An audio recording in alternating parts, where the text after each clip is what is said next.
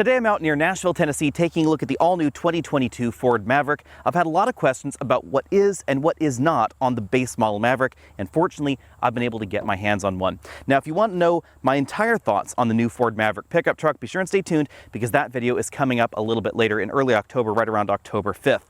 In this video, I'm simply going to be talking about what you get and what you don't get on the base model. To keep costs low, Ford keeps external differentiation pretty low between the different trims. All models get the standard full LED headlights that we see in this model, but going in for a closer look, you'll notice the turn signals are incandescent. We get very similar grills, but they do change slightly from model to model. We don't have any tow hooks here, and we have steel wheels, which I actually think look pretty good with this truck. Let me know what you think about the look down there in the comment section below. We get XL badging right there in front of the front doors, and this model is the one that's going to give you the highest payload available. Regardless of the trim, all models are going to have incandescent tail lamps. You'll notice no tow hitch down there. The tow hitch is optional on all trims of the Maverick. It's not standard because they realize that not everybody's going to want to tow. The cargo bed has many of the same features that we find in the upper end trucks, but no spray-in bed liner, no cargo management rail up there up top, and no integrated in-bed inverter.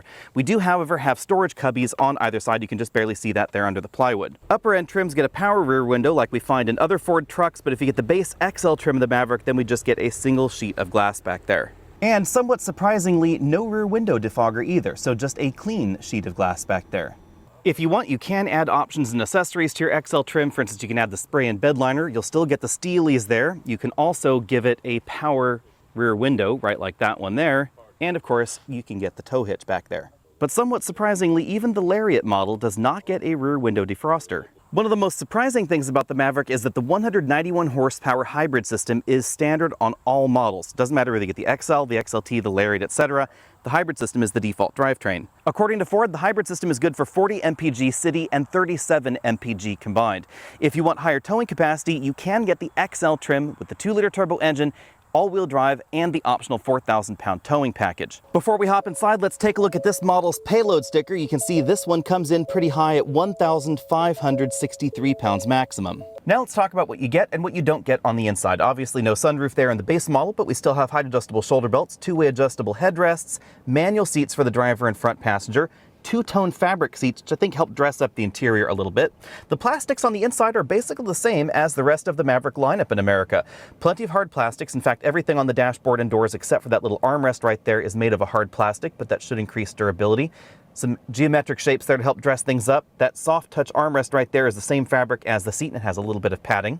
Rather surprisingly, in the middle of the dashboard, we don't get some sort of tiny infotainment system. This is actually the exact same screen that we find in the upper end trims, and the display gives us smartphone integration standard, which is a nice touch. There's a small storage cubby over there on the right side, physical controls for that infotainment system, large air vents there. Another surprise is single zone automatic climate control. If you get the upper end trims, you get dual zone, lots of storage going on down here in the center console. This is a front-wheel drive vehicle, so we don't have any sort of all-wheel drive controls or anything.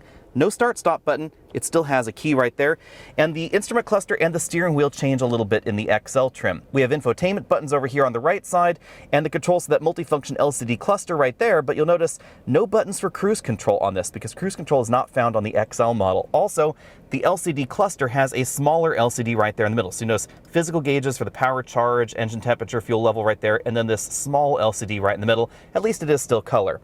The other thing that we don't have, power mirrors. So no power mirrors on this model. The windows are auto down powered, but not auto up. I have to say, I am very impressed with what Ford has been able to do with the base model of the Maverick. Now, getting your hands on a base model could be a little bit tricky, at least initially. You should be able to order one of these, but if you order one today, you may have to wait until sometime later in 2022 in order to get your hands on an actual base trim Maverick XL. But when it comes to new vehicle values in America, I think this is absolutely one of the best. This has a sticker price under $20,000, technically. Of course, it does have a nearly $1,500 destination charge, but it means that out the door, this would still be just under $21,500, including that destination charge, for a 37-mile-per-gallon hybrid pickup truck with 1,500 pounds of payload ability. And as you can see, you can put 4x8 things in, or mostly in the Maverick. It sticks out right there about 18 inches just beyond the tailgate. When properly equipped, obviously with the optional hitch, this could also tow 2,000 pounds. The interior is pretty roomy. We have about the same kind of interior room that you'd find in an Escape or a Bronco Sport. This is a little bit narrower than the average mid-sized truck in America. Definitely keep that in mind. But it is still quite practical because it's a 4-door truck with a relatively roomy back seat. fairly comfortable front seats, and I really like the interior design. I think Ford has done a good job making the interior inexpensive, but also pretty attractive. Let me know what you think about all that down there in the comments section below.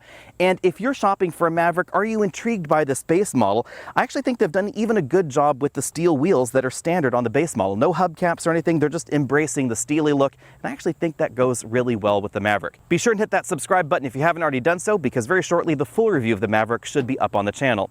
In that video, I take a deep dive into the hybrid system, the 2-liter turbo, towing, hauling, take a deep dive into the interior, and talk about everything that you need to know if the Maverick is on your shopping list for 2022. In the meantime, find me over at facebook.com/AlexNautos, Instagram, Twitter, TikTok, all those other social places, and I'll see everybody next week.